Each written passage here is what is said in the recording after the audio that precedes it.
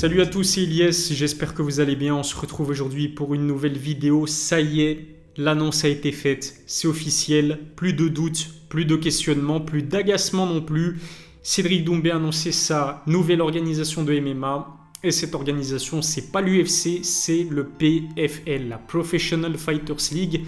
Une organisation américaine de MMA qui est plutôt ambitieuse. En témoigne le récent recrutement de Jake Paul en tant que combattant, mais aussi en tant qu'influenceur, on va dire. C'est-à-dire que Jake Paul, je pense, aura son mot à dire dans la stratégie de communication mise en place par l'organisation. Jake n'est pas le seul grand nom à avoir rejoint le PFL. Dan Hardy, ancien combattant UFC, un analyste extrêmement brillant qui lui va diriger les opérations. En fait, c'est le chef des opérations pour la branche européenne du PFL. En plus de Jake Paul, en plus de Dan Hardy. Et en attendant, Francis Ngannou, qui lui aussi devrait, dans les prochains jours, voire même dans les prochaines semaines, annoncer qu'il rejoint l'écurie, Cédric Doumbé l'a confirmé, sa prochaine organisation, ce sera le PFL. C'est une annonce qui a fait beaucoup de bruit, un petit peu comme tout ce qui gravite autour de Cédric Doumbé, qui est un as en termes de communication. Il suffit de voir quand il tweet, c'est incroyable, le nombre de retweets, les réactions que ça suscite. Je suis sûr qu'il pourrait tweeter caca, ça ferait des retweets et des likes tout simplement extraordinaires, parce que ses moindres faits et gestes sont scrutés avec beaucoup d'attention. Juste avant de poursuivre, remerciement particulier à Others Nutrition qui sponsorise mes vidéos. Others, c'est une marque de compléments alimentaires produite à 100% sur base de végétaux. Les produits sont sains et leur prix défie toute concurrence. Avec le code COVER10, vous bénéficiez de 10% de réduction. Si ça vous intéresse, rendez-vous sur leur site, le lien se trouve dans la description. Avec son équipe aussi, il faut leur tirer notre chapeau. Il a réussi à créer énormément d'engouement autour de lui, parce que c'est une grande bouche, parce que c'est un as aussi, non pas que en termes de communication, mais en termes de trash talk. Ça fait des années qu'il dit qu'il est le meilleur, c'est son surnom de best, et ça date même de ses années de kickboxer. Au Glory Kickboxing, il était ultra arrogant, mais ça contribuait à faire en sorte que on voulait le voir combattre.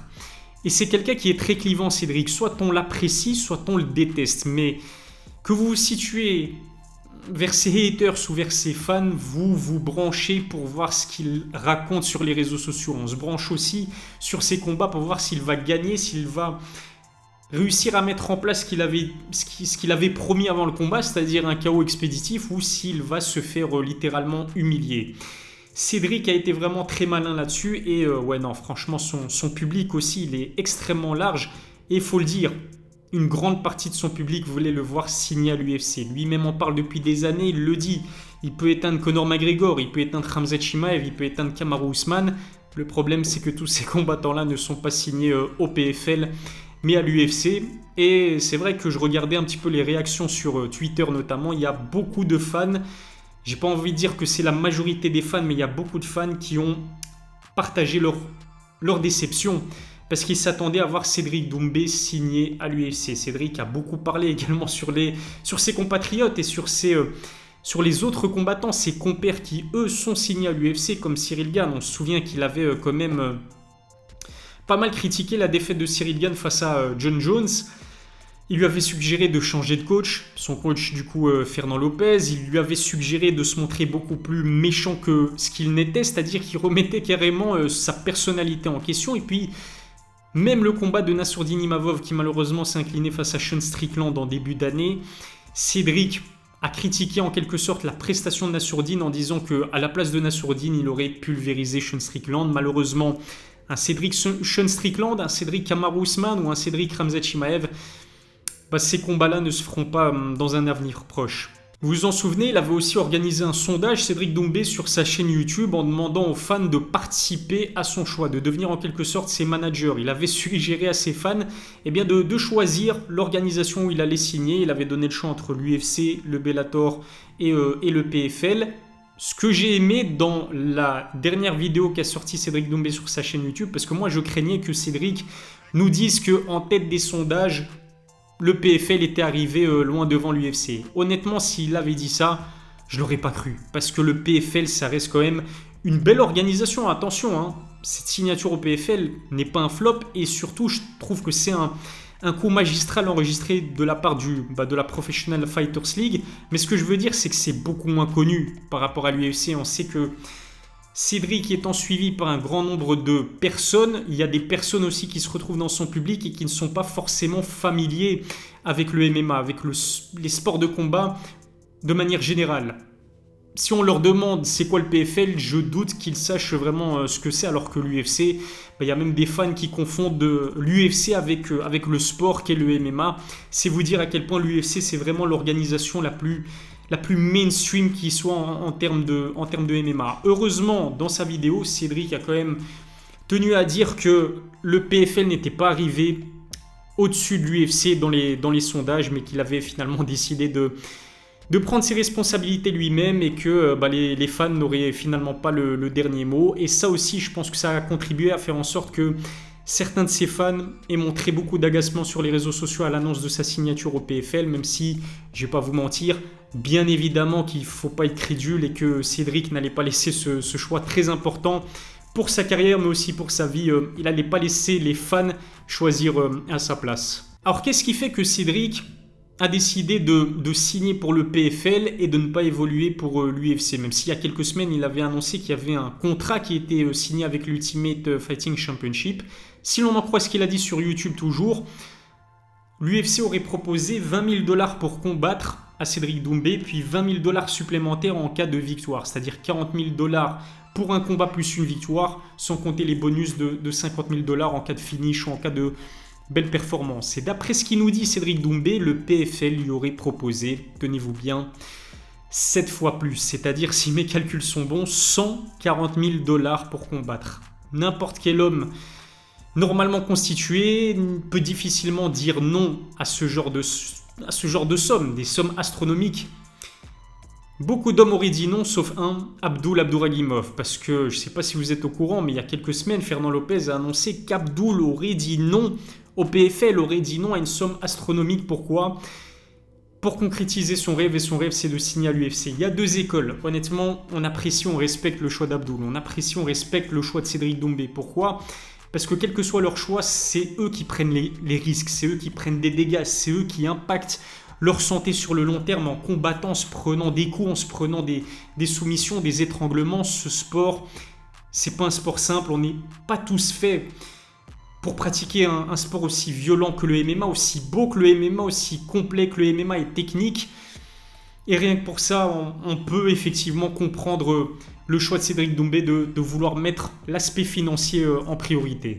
Mais je comprends les fans déçus. Moi-même, j'avais fait une vidéo il y a quelques temps où je vous disais que je voulais absolument voir Cédric Doumbé débarquer à l'UFC parce que je voulais voir s'il allait assumer son trash talk, assumer ses propos comme il l'a fait au Glory Kickboxing et comme il l'a fait lors de ses 4 premiers combats de MMA et notamment ses 3 combats au MMA GP, sauf que l'UFC c'est la crème de la crème, c'est la Ligue des champions du MMA. Alors si Cédric avait signé à l'UFC et aurait pu réussir à mettre en place ce qu'il avait dit, il aurait tout simplement marqué la légende, marqué l'histoire et on l'aurait retenu encore. On aurait parlé de Cédric Doumbé pendant des années et des années. Est-ce que ces combats, est-ce que ces victoires auront le même impact au niveau de sa legacy au PFL ?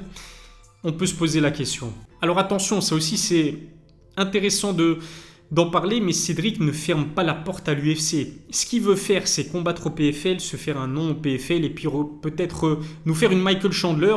C'est lui-même qui a utilisé cet exemple sur sa vidéo. Michael Chandler qui a été champion des poids légers au Bellator et qui, après avoir fait parler de lui aux États-Unis pour ses performances, mais aussi parce que Michael Chandler, c'est un combattant qui est assez populaire aux États-Unis, ça lui a permis de négocier avec l'UFC, j'ai pas envie de dire d'égal à égal, mais en tout cas il a pu réclamer un beau petit contrat, j'imagine, à Dana White. Et la preuve en est, c'est que après un combat, une victoire face à Dan Hooker, il a directement pu disputer la ceinture à Charles Oliveira. J'imagine que c'est l'ambition de Cédric Doumbé, mais ça va d'abord devoir passer par des belles performances au PFL, parce qu'attention, le PFL, certes, c'est pas aussi compétitif, ou en tout cas la catégorie des poids welter dans laquelle évolue Cédric Doumbé, c'est pas aussi compétitif que la catégorie des poids welter à l'UFC, Khamzat Chimaev, même s'il est parti chez les poids moyens, Kamaru Usman, Leon Edwards, Colby Covington, Shavkat Rakhmonov, ce sont des tueurs. Le top 15 des poids welter à l'UFC, ça aurait été difficile à négocier pour Cédric Doumbé, notamment d'un point de vue stylistique. Au PFL, c'est quand même largement plus abordable. Le niveau au PFL, il est plus abordable, mais attention, parce que j'ai entendu dire certaines personnes, notamment sur Twitter, que le PFL s'était éclaté au sol, c'était le garage, c'était qu'il n'y avait que des plombiers, des maçons là-bas. Mais les mecs, un petit peu de sérieux, le PFL, et notamment la catégorie des poids welter, elle est pleine de tueurs également. Alors encore une fois, c'est pas aussi compétitif que l'UFC, mais ça reste quand même du très haut niveau. Je vais vous donner quelques noms, mais Sadi Boussi, qui est le champion des poids welter du PFL, il en est à 5 victoires consécutives et il a un style plutôt intéressant. Je pense que ça peut être un partenaire de danse idéal pour Cédric Doumbé. Magomed Oumalatov aussi, qui est russe et qui est surtout invaincu après 13 combats. Je pense que lui pourrait donner énormément de fil à retordre à Cédric Doumbé. Il y a qui encore dans cette catégorie des poids welter au PFL? Il y a un certain Jara El Silawi. J'ai failli l'oublier, mais Jara El Silawi, qui est jordanien, qui est un ancien champion du Brive, si je me souviens bien, et qui est surtout le premier combattant à avoir réussi à infliger une défaite à Abdouragimov. Il y a du niveau au PFL, il y a du niveau chez les welterweights dans l'organisation. Je pense qu'on est parti pour de sacrés beaux combats. En plus de cela, RMC Sport a annoncé qu'elle allait diffuser en exclusivité tous les combats de Cédric Doumbé. Le premier, ce sera dans pas longtemps, en fait, ce sera dans un peu plus d'un mois, le 23 juin à Atlanta. On ne connaît pas encore son adversaire. Et puis Cédric Doumbé devrait également faire ses débuts dans l'organisation en Europe, en France, à Paris plus précisément, et ça se fera fin septembre. Il faut le préciser parce qu'on a l'impression que Cédric va rouler sur la KT des welterweight au PFL. Ce sera peut-être pas le cas, il y a du niveau. S'il venait à perdre, pour moi l'UFC c'est mort, et je pense qu'au-delà de l'UFC, il va prendre très cher Cédric. Imaginez Cédric perdre au PFL, ne serait-ce qu'un seul combat, même sur une décision partagé, ça va être une catastrophe industrielle pour lui, parce que le PFL, ça reste moins connu que l'UFC. Pour le grand public, qu'est-ce qu'ils vont se dire? Ils vont se dire que Cédric a perdu au PFL, qui est en quelque sorte pour eux, en tout cas, la Ligue 2. Mais je pense que Cédric n'avait déjà pas le droit à l'erreur à l'UFC, mais il a encore moins le droit au PFL. La pression, elle va être monumentale sur ses épaules, et j'espère vraiment qu'il va réussir à assumer. En tout cas, il nous a apporté beaucoup de divertissement ces dernières semaines. Imaginez aussi Francis Ngannou rejoindre son compatriote en quelque sorte, Cédric Doumbé au PFL. Ouais, franchement, je pense qu'on va prendre du plaisir, et Cédric Doumbé va peut-être faire énormément de parler de lui aux États-Unis grâce à ses performances à la Professional Fighters League. Si ça n'est pas encore fait, abonnez-vous à ma chaîne, activez la cloche pour recevoir les notifications, lâchez un pouce bleu, c'est très important. Je vous remercie de m'avoir suivi, je vous donne rendez-vous très vite pour une nouvelle vidéo. D'ici là, prenez soin de vous.